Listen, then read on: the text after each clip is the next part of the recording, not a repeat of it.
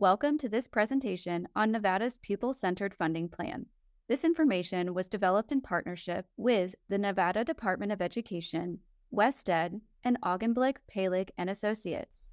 Each short video in this series covers a topic related to the PCFP. This series of videos covers topics including an overview, PCFP details and calculations, revenues for education, allowable uses of PCFP funds, and lastly, coordinating PCFP funds with other state and federal sources.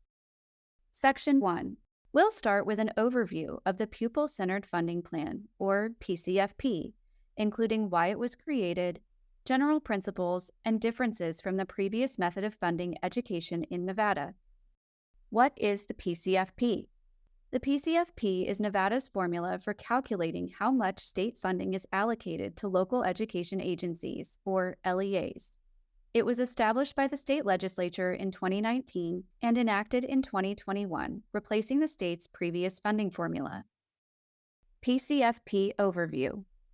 Under the PCFP, school districts, charter schools, and university schools for profoundly gifted students receive funds based on the needs of the students they serve, local cost factors, and local capacity to raise funds.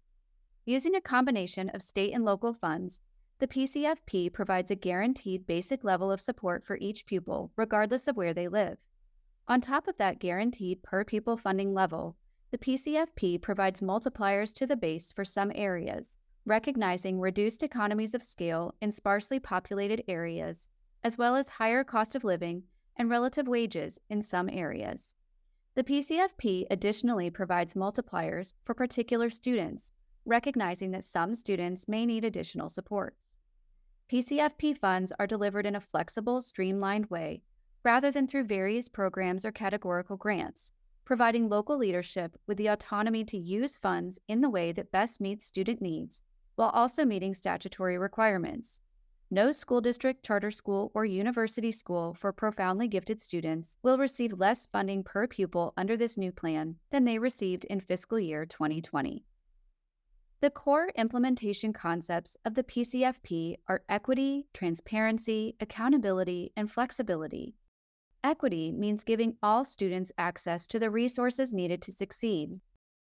Transparency means providing a clear understanding to the public of how resources are allocated and why.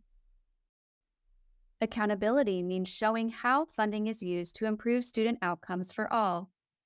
And flexibility means allowing schools to make targeted decisions about the allocation of resources based on changing demographics and needs.